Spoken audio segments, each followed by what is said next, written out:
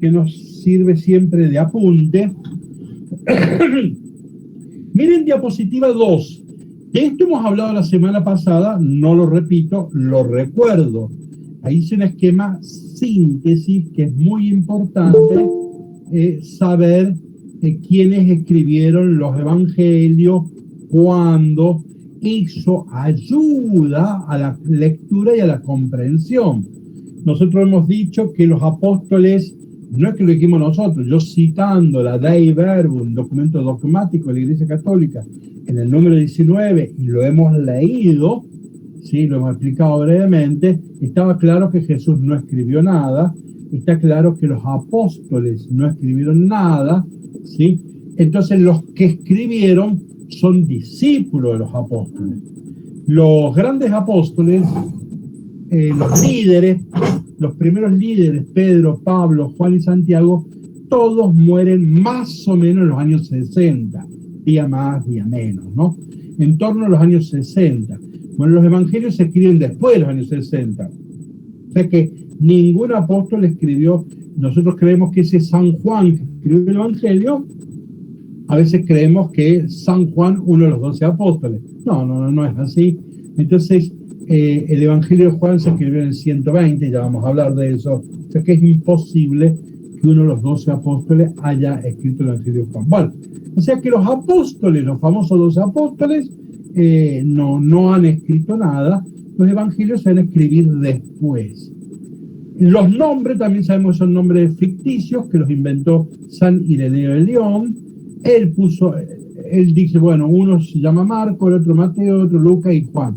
Eso es un invento que hizo un obispo, San Ireneo, y que la Iglesia le pareció que no tenía por qué andar cambiándolo.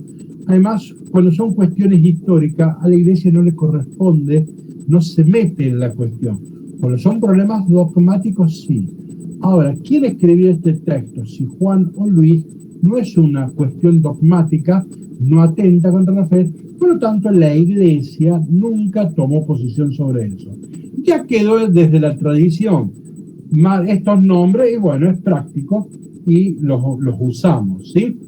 Entonces, uno de los artículos de Ariel decía, ¿quién fue el autor del libro del Eclesiastes? Bueno, ustedes recuerden que la Biblia tiene más o menos 73 libritos.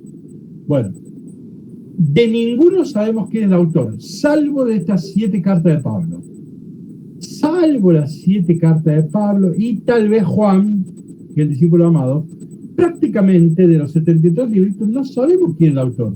Los autores se fueron poniendo según las circunstancias para que la gente los escuchara con devoción, etcétera. Si a vos te dicen que el Pentateuco lo escribió Moisés, bueno, entonces lo lees de otra forma, ¿no es así?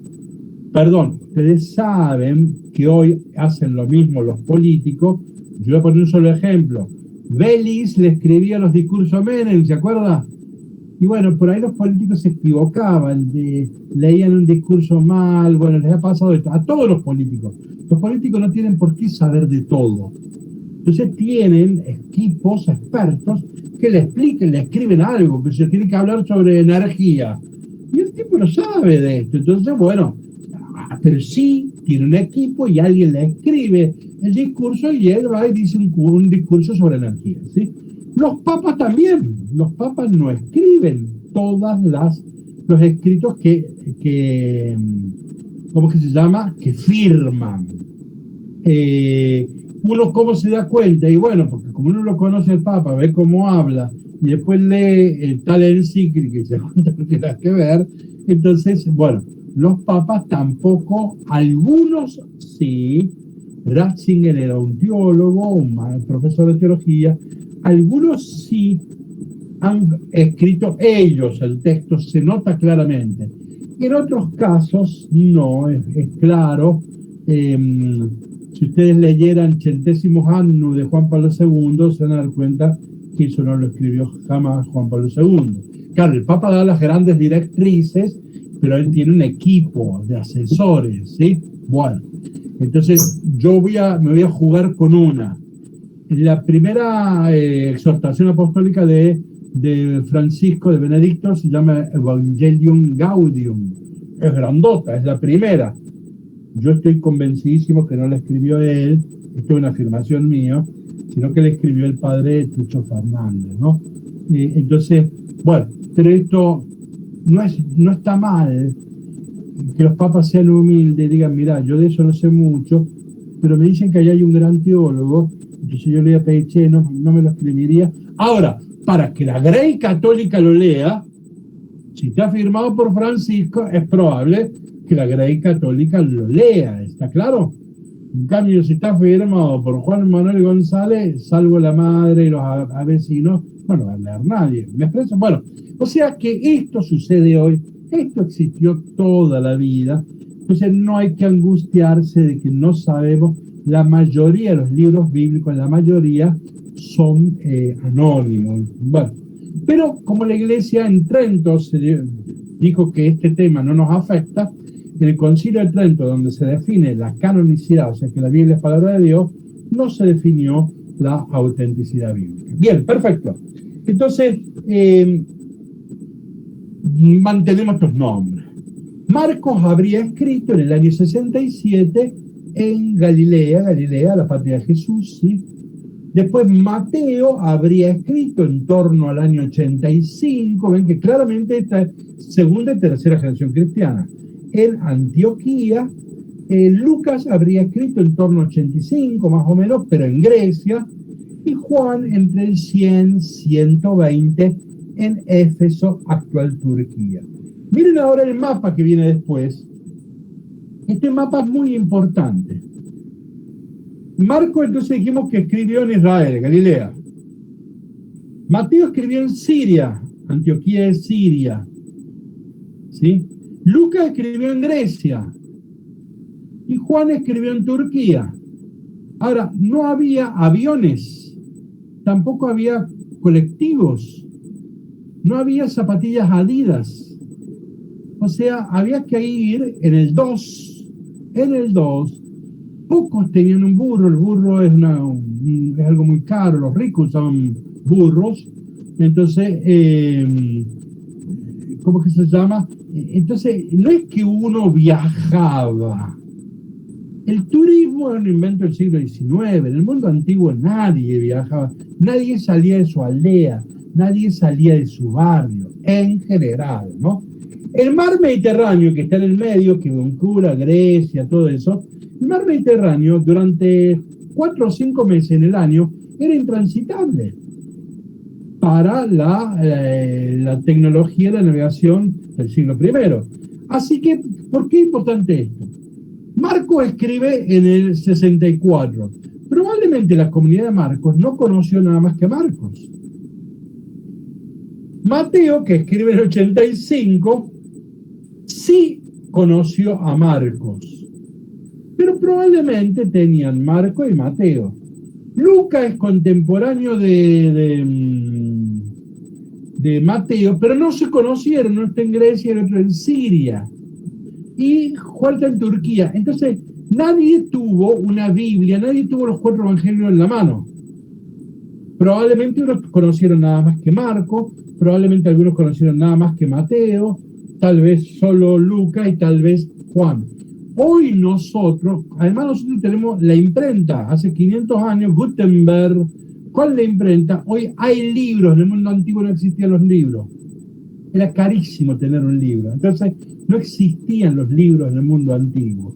Salvo los judíos, en el mundo nunca nadie supo leer. A veces ni los reyes sabían leer. Los judíos sí, es el pueblo del libro. El varón judío sí, la mujer no.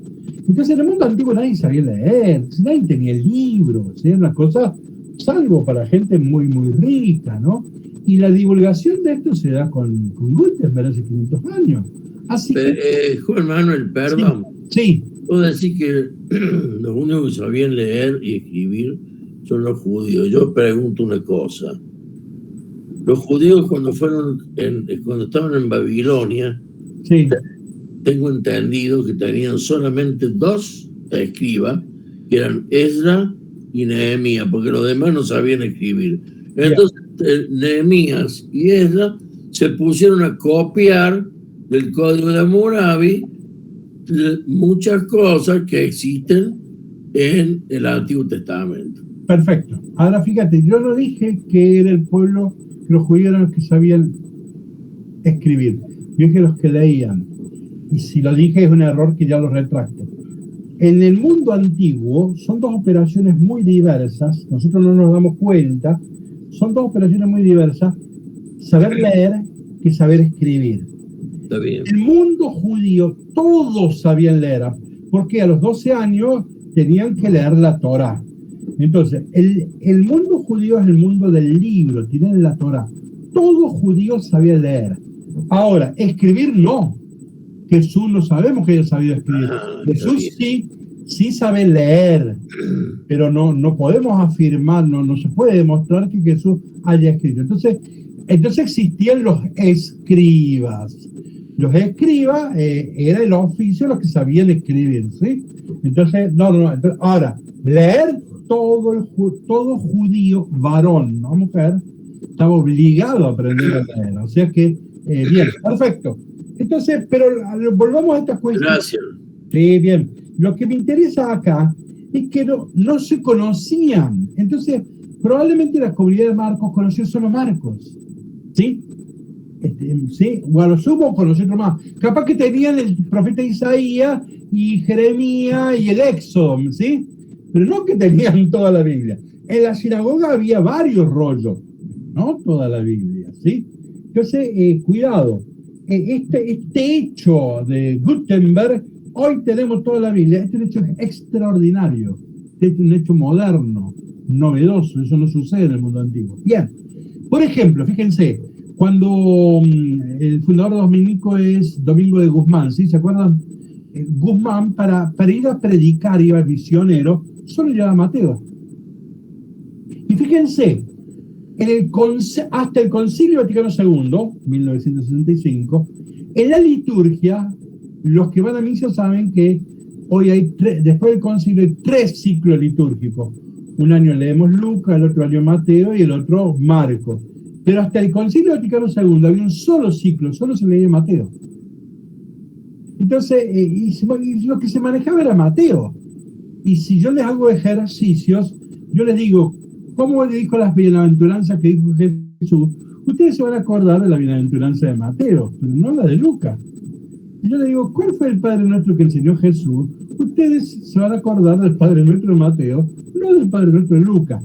O sea, todavía nosotros registramos un solo evangelio. Bueno, pero vamos a esto, lo que quiero decir es esto. No todos conocen todo.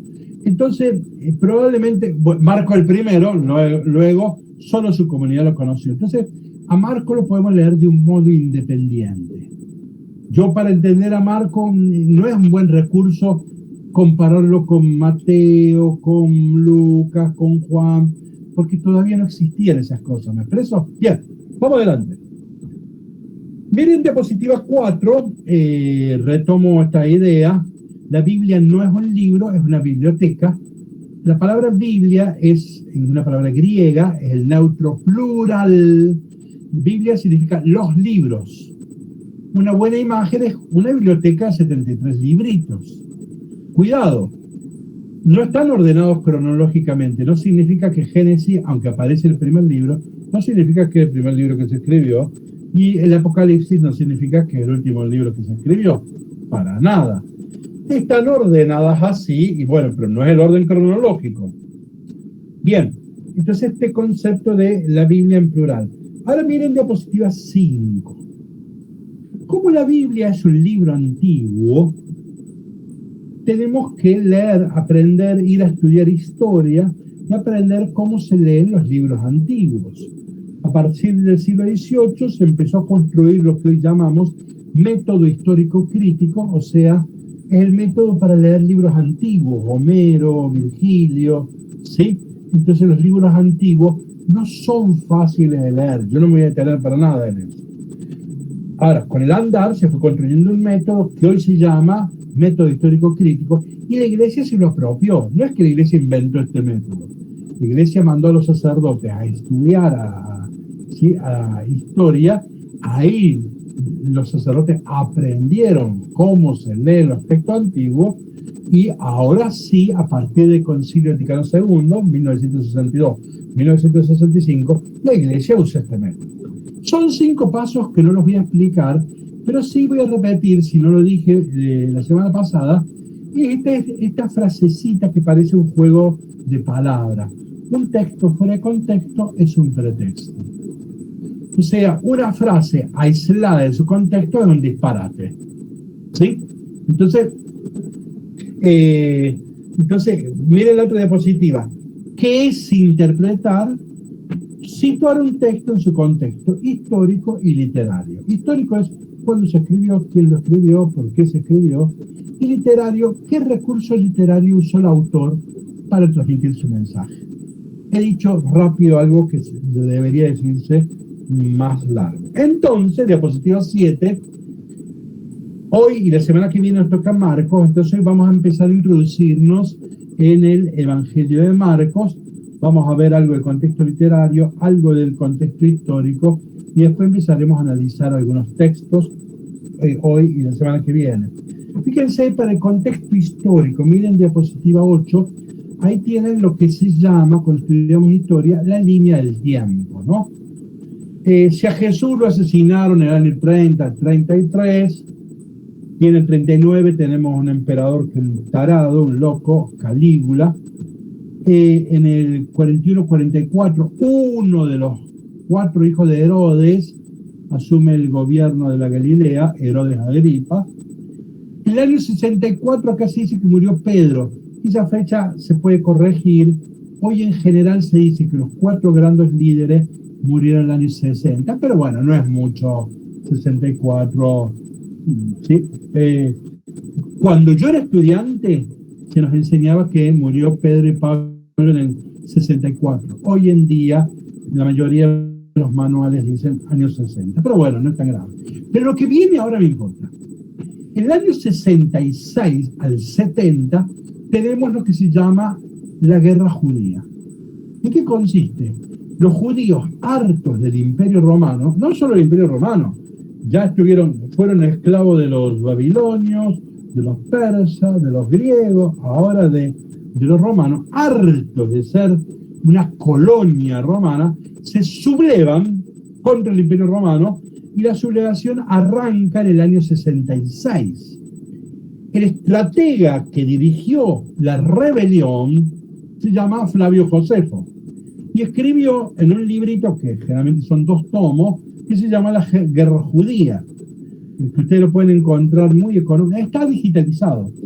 Y este hombre, un contemporáneo, fue el estratega, él conoce bien. Por lo tanto, es una información histórica muy buena. Uno de los historiadores muy útiles para estudiar el Nuevo Testamento es Flavio Josefo. Nosotros en diversos cursos lo citamos permanentemente. Bueno, Flavio Josefo nos cuenta esta guerra, que comienza en el año 66 y termina en el año 70. Los romanos le dan una paliza, ¿sí? Peor que la Thatcher, le dan una paliza que no, increíble. Bueno, mata a todos y en el año 70 destruye el templo. En el mundo antiguo, el templo, la guerra siempre es una derrota política, militar, armada, pero también es una derrota cultural religiosa. Y en el mundo antiguo, la derrota cultural religiosa es la más importante. ¿Cuándo termina una guerra? Cuando yo le destruyo el templo al adversario. ¿Y qué se hacía?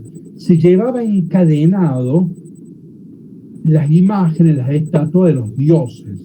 Ese era el símbolo de la derrota, ¿no? Como Israel no tenía imagen en el templo, lo que se llevaron fueron los objetos litúrgicos, ¿sí? Bien, pero entonces en el año 70 termina la guerra. ¿Qué pasó acá? Mataron a casi todos los judíos. Los pocos sobrevivientes, algunos dispararon para Egipto y otros dispararon para Siria y Antioquía, ahí se escribe Mateo. O sea que mataron prácticamente a todos, destruyeron todo, les destruyeron el templo, y los pocos que pudieron sobrevivir y escaparse, algunos se van a Egipto, otros se van, la mayoría se va a Siria y Antioquía, que ahí había muchísimos judíos. Bueno, Marcos, ¿cuándo se escribe? Dentro de la guerra. Entre el 66 y 60. Mateo, Lucas es después de la guerra. ¿En qué se distinguen Marcos? Que se escribe en tiempo de guerra. ¿Sí? Dice Flavio Josefo que se crucificaba de a 500 de por día. 500 tipos de por día. Suetonio dice que se acaba hasta que se terminaban los arbolitos.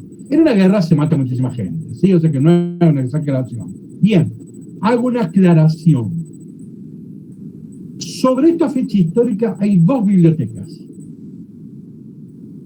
La que yo estudié dice lo que estoy repitiendo, pero hay otra biblioteca que dice algo distinto, que dice que se escribió después del año 70.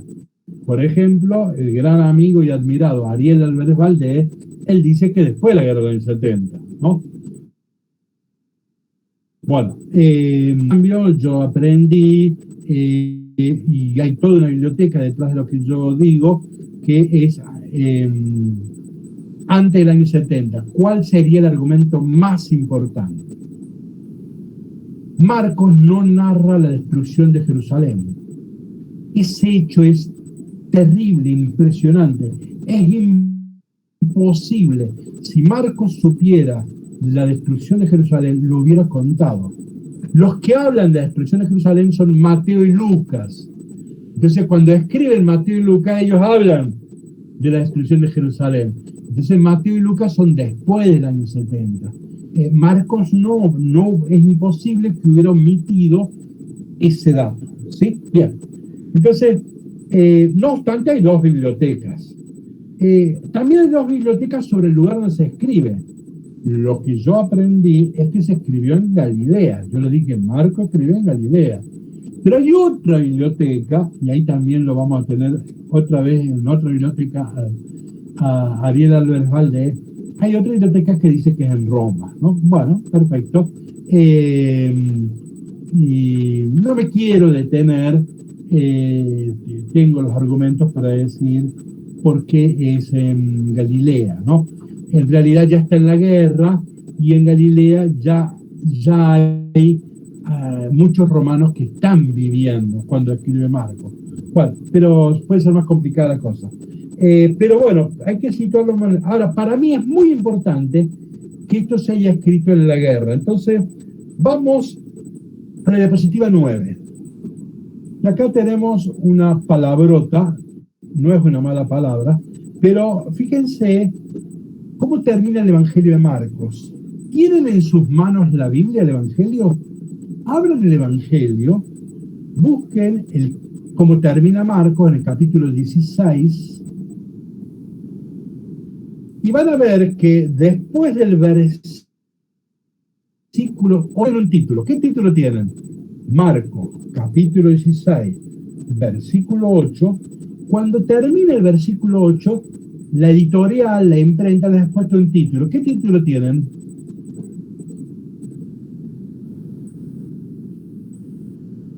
El anuncio de la resurrección de Jesús.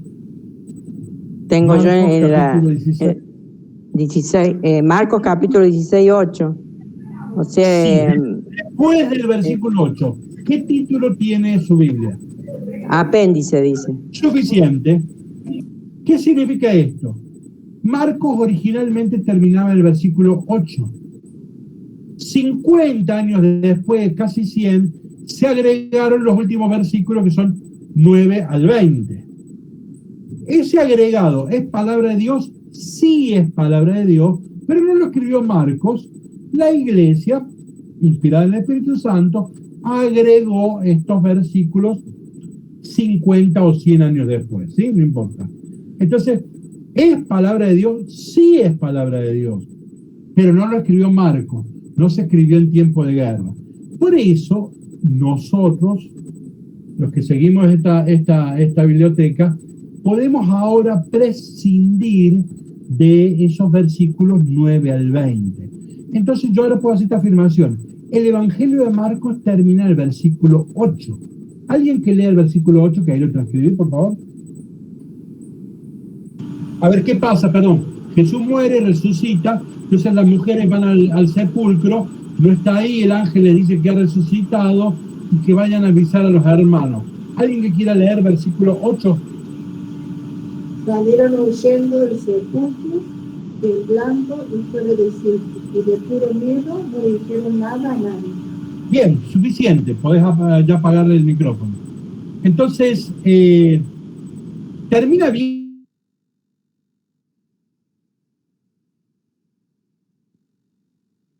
Con mujeres con miedo que no cumplen la misión. No dijeron, Jesús los envía que vayan a anunciar a los hermanos, y sin embargo salieron corriendo, estaban con miedo, fuera de sí, no dijeron nada a nadie porque tenían miedo.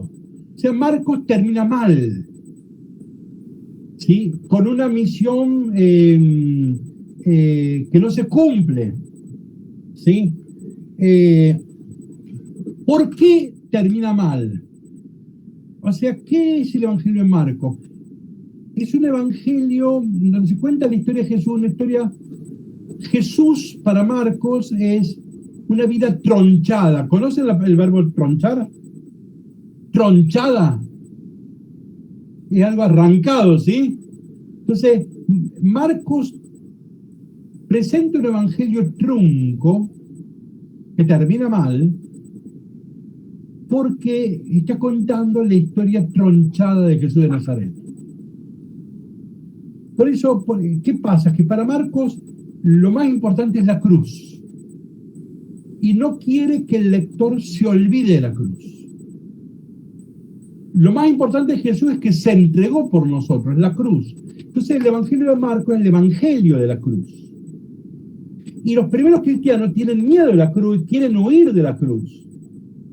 Entonces Marcos recrea el tema de la cruz y va a poner como tema central de su evangelio el tema de la cruz.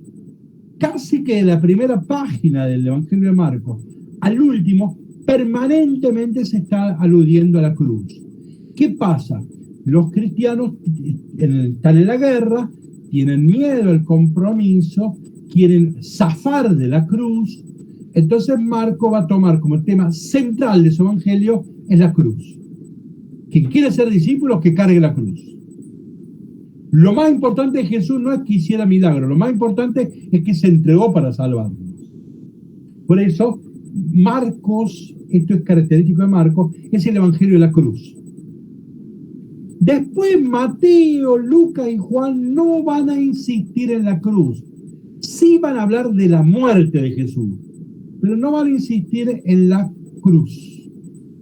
Fíjense, en Mateo y en Lucas va a aparecer 4 veces la palabra cruz, pero no es una palabra que inventan ellos, es cuando están repitiendo literalmente un texto de Marcos. O sea, Mateo y Lucas nunca quisieron hablar de la cruz. Juan de la cruz tampoco, sí de la muerte. Entonces el tema de la cruz es el tema de Marcos. Ahí puse esa palabrota que parece una mala palabra en griego, staurología. Stauros es cruz. Entonces la primera clave teológica de Marcos es que es el evangelio de la cruz. Es una reflexión, una meditación sobre la cruz. Esto en griego se llama staurología. Así como hablamos de cristología, de eclesiología, acá estamos hablando de estaurología. Es una meditación sobre la cruz. ¿Sí? Primera clave. Segunda clave, pasemos a otra diapositiva. La segunda clave es que el Evangelio de Marcos habla de Cristo y del Evangelio de Cristo. Miren, ahí transcribí en la diapositiva 10 el comienzo de Marcos. Recién hemos hablado cómo termina Marcos, con el tema del miedo. Pero fíjense ahora cómo arranca. Acá está un programa de Marcos. ¿Cómo arranca Marcos? 1:1. Comienzo del Evangelio, Evangelio es buena noticia, de Jesús, Cristo e Hijo de Dios. Cristo es lo que esperan los judíos. Los judíos esperan un Cristo, o sea, un Mesías. Esperar al enviado de Dios. Entonces Marcos va a presentar a Jesús como el Cristo, como el Mesías esperado, el enviado, el elegido. Pero también lo va a presentar como Hijo de Dios. es Grecia y Roma que creen en los dioses. Y por eso, como Marcos escribe, no solo para los judíos, sino también para los paganos, va a decir, Cristo es la esperanza de Israel, es el Cristo, y Cristo es la esperanza para toda la humanidad, es el Hijo de Dios. ¿Me expreso en esto? Entonces, en el versículo 1.1, ahí está otra gran clave de Marcos, que le va a ir desarrollando. Fíjense abajo, les pongo, en la mitad del Evangelio, Jesús le va a preguntar a los discípulos, ¿quién dice que soy yo? Y Pedro va a decir, tú eres el Mesías, el Cristo. Pedro es un judío. En cambio, al final del Evangelio, cuando lo crucifican a Jesús, hay un pagano, un soldado, un centurión romano, que cuando muere Jesús dice, verdaderamente este hombre es el Hijo de Dios. Entonces, fíjense, el versículo 1.1, que puede ser como el título del Evangelio, es el programa que va a desarrollar Marcos. Va a presentar a Jesús como Cristo y como Hijo de Dios. Entonces, la primera clave la hemos sacado de el final del Evangelio, 16.8. El tema de Marcos es la cruz.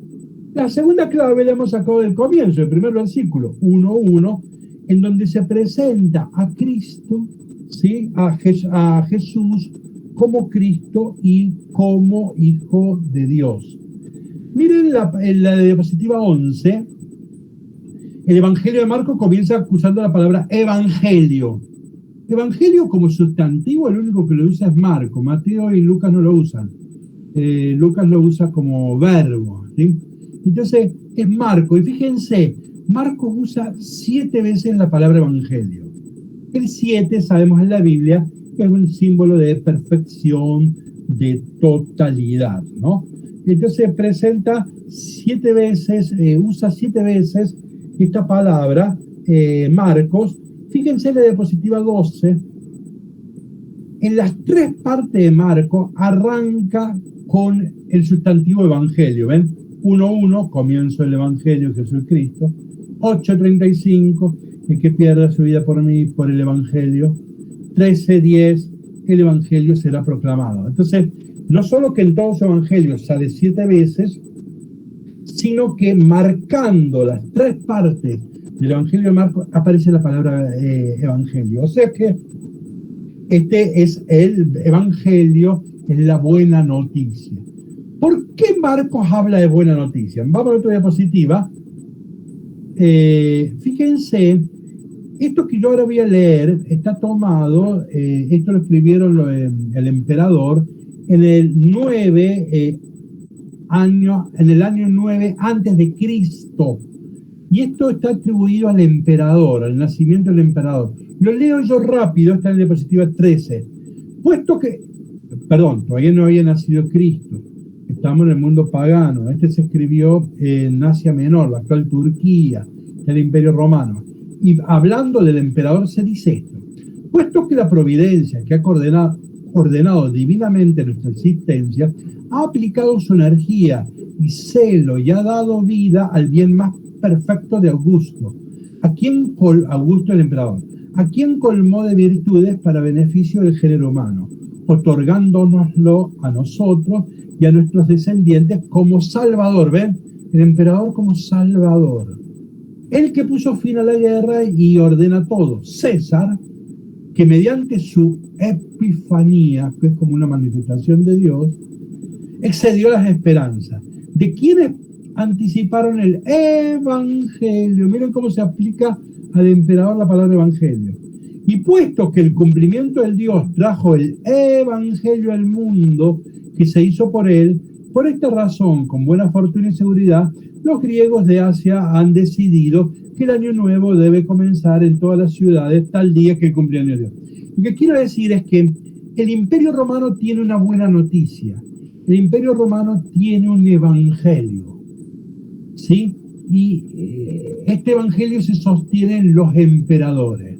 Marcos presenta un antievangelio o otro evangelio diverso, y su fundamento no está en los emperadores, en las armas, su fundamento está en un crucificado. Bueno, ahí está dando una interpretación muy interesante Marcos. Lamentablemente voy a tener que ir cortando, pues se nos ha ido mucho el tiempo. Entonces, vamos a la diapositiva 16. O sea que ya sabemos que se escribió en tiempo de guerra, que el tema de la cruz es importante. La otra cuestión es la cuestión geográfica. Fíjense, diapositiva 16. Ahí tenemos un mapa que para estudiar el Nuevo Testamento es bueno siempre tenerlo en la memoria, este mapa. Yo siempre uso el mismo. Israel en tiempo de Jesús tiene 3 partes, como si dijéramos 3 provincias. Al norte arriba está Galilea, ahí nació Jesús, ahí vivió siempre Jesús, no salió nunca de Galilea. Después está Samaria, los samaritanos, el Evangelio habla del buen samaritano, la samaritana, y después al sur, abajo está Judea. Dentro de Judea está Jerusalén, la capital de la Judea, los judíos, la Judea, es Jerusalén. O sea que en tiempo de Jesús Israel tenía 3 grandes provincias. Él fue Galileo, Jesús es Galileo. Toda su vida estuvo ahí. Cuando va fracasando su actividad, decide ir hacia Jerusalén, ahí estaba el templo, y confrontar su evangelio con los sacerdotes del templo. Para eso se va hacia Jerusalén. Ahí está 7 días, lo matan, lo que nosotros conocemos la Semana Santa. Jesús tuvo nada más que 7 días en Jerusalén, fue una sola vez. El ministerio público de Jesús probablemente fue solo 1 año, ¿sí? Entonces, o sea, Jesús vivió siempre en Galilea, pero cuando empieza su ministerio público, ha sido de 1 año. Cuando se frustra la actividad de él en Galilea, decide ir a Jerusalén. Ahí está 7 días lo matan. Bueno, este mapa es muy importante para comprender los evangelios. Miren ahora el esquema que tienen abajo. Diapositiva 17. Cada evangelio está organizado literariamente de un modo diverso. La estructura literaria de Marcos es esta. Es una estructura geográfica. El Evangelio de Marcos, miren, los primeros 8 capítulos, ¿los ven? Todo sucede en Galilea. Después, cuando Jesús fracasa, inicia un camino hacia Jerusalén, 8:22 al 10:52. ¿Me van siguiendo? ¿Sí? Y al final llega a Jerusalén, capítulos 11 al 16, y ahí lo matan, esa es la Semana Santa. O sea que, ¿cómo ha organizado Marcos su Evangelio?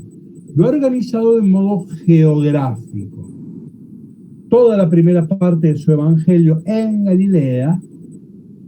En el corazón de su Evangelio pone el camino que Jesús inicia con sus discípulos hacia Jerusalén, y en Jerusalén lo matan. Los lugares estos son simbólicos. ¿Qué es Galilea? Es el lugar de los paganos, de los leprosos, de los pecadores, de los marginales. En estos 8 capítulos Jesús se le pasa haciendo milagros, sacando enfermos, sacando demonios, ¿sí? Esta es la primera parte. Al final en Jerusalén, donde está el templo, la ciudad santa, los sacerdotes, donde se cultiva la pureza, ahí lo asesinan a Jesús. Pero en el centro, en el corazón de Marcos, está el camino. ¿Qué es el camino? Ahí Jesús les enseña a sus discípulos qué es ser verdadero cristiano. Entonces ahí tenemos, ven, Marcos ha organizado la estructura literaria de su evangelio, lo ha organizado geográficamente, con 3 lugares.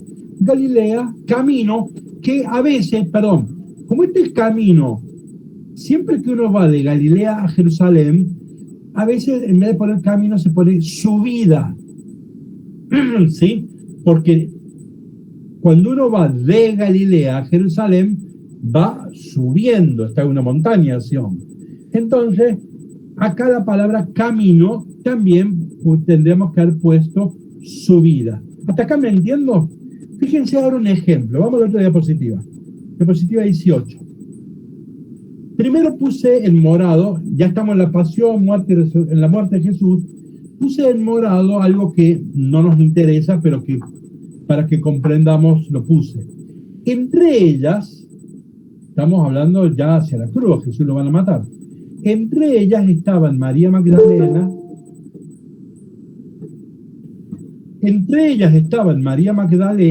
María, la madre de Santiago el Menor, y de José y Salomé. Eso no nos interesa. Lo que quiero decir es que se está hablando de las mujeres. Ahora lo que sigue es lo que más nos interesa.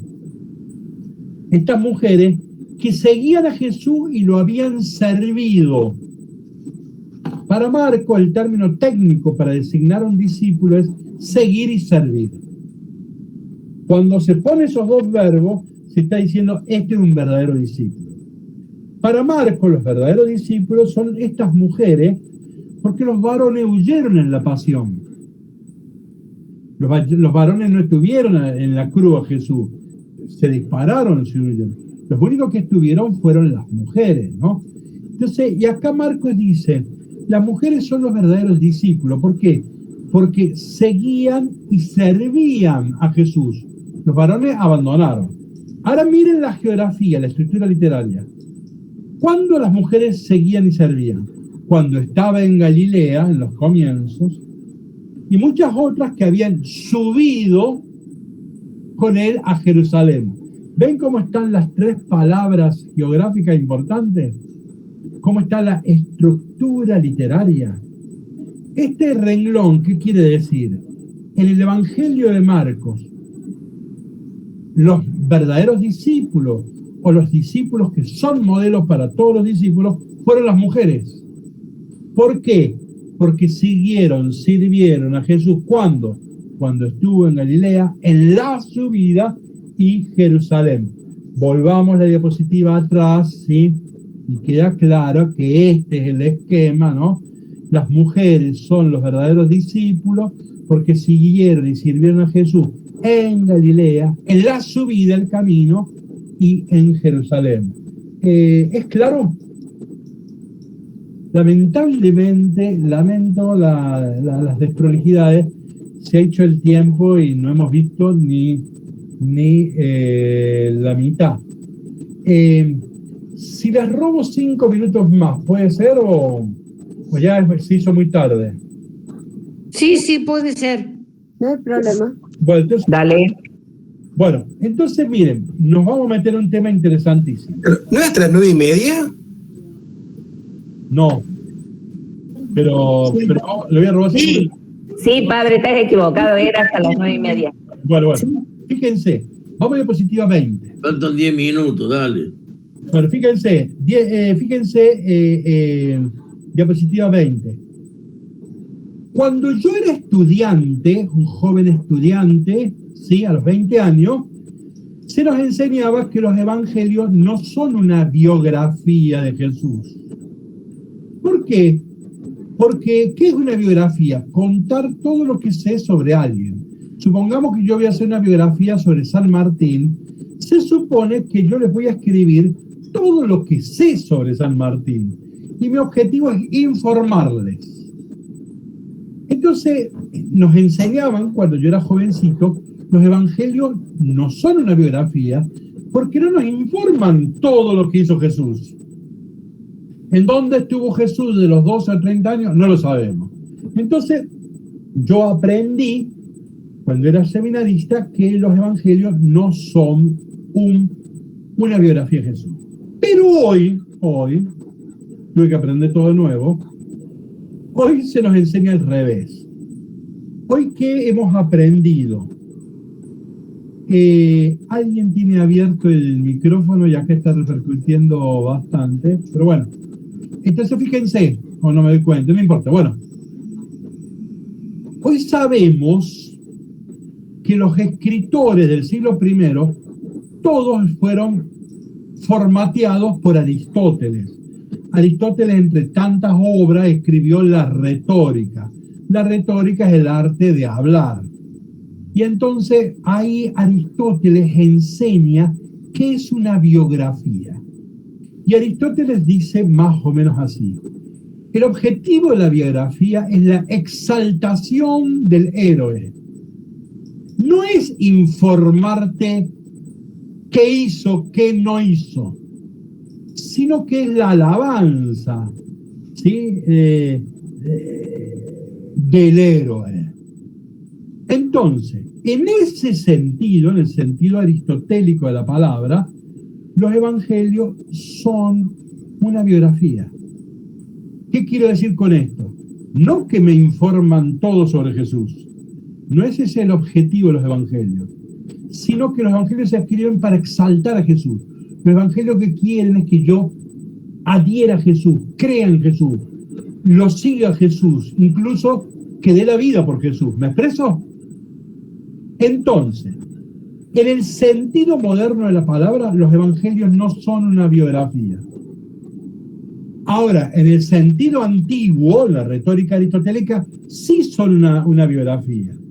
Pero entonces tengo que saber que los evangelios no se escriben para informarme detalladamente qué hizo Jesús. Los evangelios se escriben para que yo adhiera y me convierta y siga a Jesús. ¿Me expreso? Bien.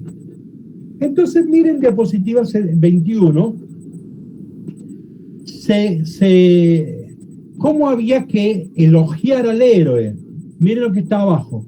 Tenía que tener una estirpe honorable, ser hijo de reyes, de sacerdotes, ¿sí? Tenía que haber nacido en un lugar renombrado, ¿sí? En Urca, ¿sí? En el Cerro de Rosa, ¿no? No en Villa Libertad, no. Entonces tenía que, el lugar de nacimiento tenía que ser un lugar importante. Haber sido educado por un gran maestro, ¿sí? Esto en el nacimiento. Seguimos, diapositiva 22. Después, ya cuando es un hombre, hay que contar algunas acciones portentosas, nosotros diríamos milagros. Hay que contar grandes enseñanzas o grandes discusiones que tuvo este personaje. Última parte, la muerte. Debe haber muerto con un entierro honorable, ¿sí? Donde hubo muchos desfiles, ¿sí? En el cielo tienen que haber sucedido algunas cosas extraordinarias, milagros, truenos, y después tiene que haber llegado hasta el cielo como una especie de ascensión. Bueno, según la retórica de Aristóteles, esto es una biografía. Entonces, ¿cuál es el problema? Miren cuál es el problema. Vamos a la diapositiva 24. Yo lo cuento rápidamente. Marcos nos cuenta en el capítulo 6 cuando Jesús vuelve a su aldea. No lo voy a leer, lo cuento. Ustedes miren, ustedes leanlo rápido con los ojos. Del 6:1 en adelante.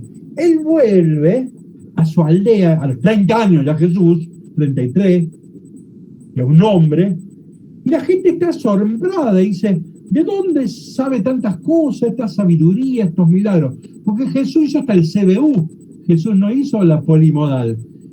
En toda sinagoga de Galilea se hacía hasta el CBU, se aprendía a leer. La polimodal se hacía solamente en Jerusalén, Jesús nunca fue en Jerusalén. Entonces Jesús no tenía estudios superiores, ¿está claro? Por eso cuando lo ven volver, dicen, si este no sabe nada, no tenía un gran maestro. ¿De dónde saca todas estas cosas? ¿Sí? Sigo la otra diapositiva. ¿No es acaso el carpintero, el que trabaja con las manos, el trabajo de esclavo? ¿No es hijo de María? No mencionan a José. Acá hay una expresión fea, negativa contra María, ¿no? No se dice, no. ¿No es el hijo de María? ¿No es el hijo no es carpintero? Y dicen, Jesús era para ellos motivo de escándalo. Y Jesús le dijo, un profeta despreciado en su pueblo, en su familia y en su casa. Y miren cómo termina Marcos, versículo 5. Y no pudo hacer allí ningún milagro, fuera de curar a alguno. Y termina diciendo, y Jesús se asombraba de su falta de fe. Ahora, en síntesis, Jesús tenía una gran estirpe. Nació en Nazaret, era un villorio, un lugar feo, sucio, inmundo, hediondo. Entonces, Jesús venía de abajo, es un impresentable. Para la retórica aristotélica, no se puede escribir una biografía de Jesús. ¿Por qué? Porque es un impresentable. No se le conoce el papá, es un laburante, trabaja, ¿sí? No se le conoce estudios superiores, no le salen los milagros, ¿Me expreso? Entonces, Marcos se dio cuenta, por la información que tiene sobre Jesús, que Jesús era impresentable. Por eso es que Marcos no puede escribir un evangelio, no puede escribir una biografía. ¿Me expreso? Pero Marcos escribe un evangelio. Entonces ahora vamos a ver el truco que hace Marcos para escribir su evangelio. Vamos a la diapositiva 27. Acá yo les transcribí el capítulo 1, pero como es largo no lo vamos a leer entero, solo lo que yo puse en rojo. Pero esto es, así lo presenta. Dice, buena noticia, dice que el Mesías, mira vos, dice que el Hijo de Dios. Después dice que el gran profeta Isaías habla de él. Ese es un grande, ¿sí? Más abajo dice que Juan el Bautista es el que lo bautizó, un gran profeta. Más abajo dice que cuando vienen abajo de todos, dice que Juan el Bautista dijo, yo los bautizo con agua, pero viene otro que los bautiza en el Espíritu Santo. Vamos a la otra diapositiva, solo en rojo. Y cuando lo bautiza a Juan el Bautista, Jesús dice que el Espíritu Santo descendía sobre él. Y que una voz del cielo dijo, este es mi Hijo amado, muy querido, en quien tengo mi predilección. Y el Espíritu Santo lo llevó al desierto y con eso venció a Satanás. O sea, acá hay un tipo que venció a Satanás y los ángeles le sirven. Y termina diciendo, esta es la buena noticia, se ha cumplido la buena noticia. A ver, síntesis. ¿Qué hizo Marcos? A ver, está en la diapositiva 29. Ahí lo resumí. Como Marcos no me puede contar la biografía de Jesús, porque Jesús es impresentable, viene de abajo Jesús, es laborante, no es hijo de reyes, no nació en ningún palacio Jesús, no tuvo ningún maestro, ¿sí? Tipo de abajo, ¿sí? Un obrero de la construcción, de la UOCRA, ¿no? Medio morochón, petizón, ¿sí? Eso es Jesús, ¿no? Entonces, ¿qué hizo Marcos? Acá ya lo resumí. Comienzo de la buena noticia de Jesús, Mesías, Hijo de Dios, escrito en el libro del profeta Isaías. Lo presentó Juan el Bautista, los cielos se abrían, el Espíritu Santo descendió sobre él, la voz del cielo, este es mi Hijo amado, el Espíritu llevó al desierto para vencer a Satanás. Ven, miren la presentación. Esto sí es una biografía en el sentido aristotélico. O sea, en realidad, entonces Marcos se encuentra que no tiene datos para convencernos. Él no podría escribir un evangelio. Entonces buscó una forma de presentar a Jesús, una fórmula teológica. Y con esto, Mateo, ¿qué ha hecho Marcos? ¿Por qué arranca acá? De entrada me está diciendo que este es el Hijo de Dios. Ahora voy a leer todo el evangelio, pero este tipo es creíble. Yo a Jesús lo voy a creer. ¿Por qué? Porque el Mesías, Hijo de Dios, de él habló el profeta Isaías, lo bautizó el Bautista, tiene el Espíritu Santo. O sea, este personaje, el héroe de Jesús, de la historia de Marcos, es creíble. Yo cuando este tipo diga algo, le voy a creer y le voy a obedecer. Porque yo ya en el prólogo, de arranque, yo sé que este es el Hijo de Dios. Si alguien lo enfrenta, el que está equivocado es ese. Los fariseos no saben quién es, los saduceos no saben quién es. Los discípulos por ahí lo rechazan porque tampoco saben del todo. Pero Dios sí sabe, Marcos que escribió esto sabe, y el lector, yo que leí el capítulo 1, ya tengo las claves, sé quién es Jesús. Entonces, fíjense, termino con esto. Vamos a la diapositiva 31. ¿Todos saben jugar al ajedrez? ¿Han visto alguna vez jugar al ajedrez? ¿Elba sabe jugar al ajedrez? No, bueno. Sí vi yo, ¿eh? No, Elba no, por eso. Entonces fíjense, en la diapositiva, el ajedrez es un juego de reyes y de reinas y de soldados.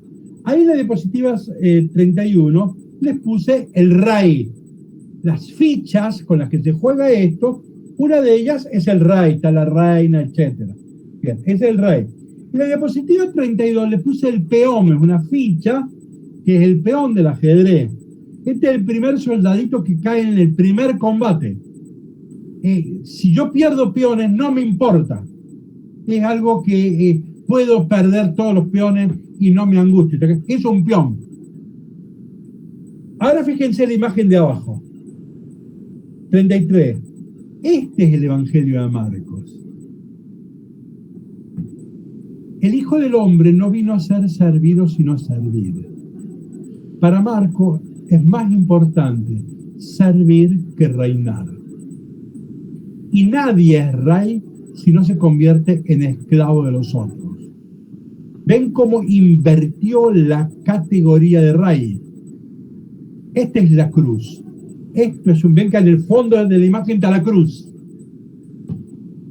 Con la cruz aprendo que el verdadero modo de ser rey es servir como un esclavo a los otros. ¿Se entiende esto? Ahora, esto que estoy diciendo, no se molesten, es un disparate, una estupidez. Si vos le enseñás a tu chico eso, nunca va a progresar, nunca va a ganar nada. No. Para el mundo esto es una estupidez. ¿Por qué Juan Manuel cree que esto es así? Porque Juan Manuel leyó el capítulo 1 de Marcos y allí yo sé que todo lo que diga este hombre, este es el Hijo de Dios, este es el Mesías, este es el anunciado por los profetas, este es el que tiene el Espíritu de Dios. ¿Me expreso? Ahora, cuando yo lea el Evangelio de Marcos, aunque diga estupideces como esta, yo digo, no. Esto es, yo sé que Jesús, el Hijo de Dios, no dice ninguna estupidez. En todo caso, los que están contra esta enseñanza son los que están diciendo necedades. Cuando los saduceos digan que es más importante ser un señor y ser saludado en las plazas, yo no. Acá el que tiene razón es Jesús. ¿Me expresé? Entonces, síntesis. En los evangelios, esto vale para los 4 evangelios, son una biografía, pero no en el sentido moderno de la palabra, es un disparate. Los evangelios son una biografía en el sentido aristotélico, en la retórica, en ese sentido sí. ¿Qué es el evangelio? Es la exaltación del héroe. Marcos, que no tenía datos históricos para inventar esto, comenzó de otra forma, pero comenzó como una biografía. Comenzó diciéndome, no, este es el Hijo de Dios, etcétera, etcétera, etcétera. Ahora, para mí esto es muy importante leer el capítulo 1, porque como yo leí capítulo 1, yo ya sé que este es el Hijo de Dios. Por lo tanto, todo lo que él diga, aunque yo no lo entienda, yo lo voy a aceptar, porque sé que este es el Hijo de Dios que me está hablando. ¿Me expresé? Por lo tanto, el capítulo 1 es la clave de lectura de todo el Evangelio. Yo con el capítulo 1 me informo, ya sé quién es Jesús. Y esto opera como clave de lectura. Todo lo que él diga y todo lo que haga está avalado por Dios. Y eso es lo verdadero. ¿Me expresé? Disculpen las desprolijidades, realmente lo lamento. Bueno, la semana que viene continuaremos con Marcos. ¿Alguien que hace una última pregunta antes de irnos?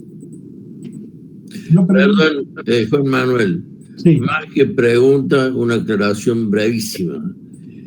Cuando empezó la pandemia, vos que nombraste las carmelitas, las carmelitas cumplieron 400 años de vida en nuestro país. Entonces, cuando empezó la pandemia, la voz del interior dijo, ofrecía la alternativa para poder estar encerrado. Y pidió a la voz del interior que nos dediquemos a la oración. A la oración. Muy bien. No te quiero decir eso porque realmente cuando yo leí ese artículo de la voz, me puse muy contento porque para mí los que inventaron el COVID no quieren a Jesús. Lo que menos quieren es Jesús. Entonces, cuanto menos rezamos nosotros, ellos avanzan. Y cuando rezamos mucho, ellos se meten en su cuevita para no ser atacados. Bueno, alguna vez retomaremos el tema. ¿Alguien quiere hacer una pregunta? Yo decía sobre el Evangelio de Marco, ¿alguna pregunta? Ya nos vamos despidiendo. una pregunta sobre el Evangelio. Hemos hablado del contexto histórico y el contexto literario, ¿sí? El Evangelio de la Cruz, etcétera. Bueno, con algunos nos reencontraremos el martes. Estamos estudiando San Pablo, y con el resto nos reencontramos en el otro viernes con esto del Evangelio. Perdón, Juan Manuel. Padre, vamos a continuar con este apunte.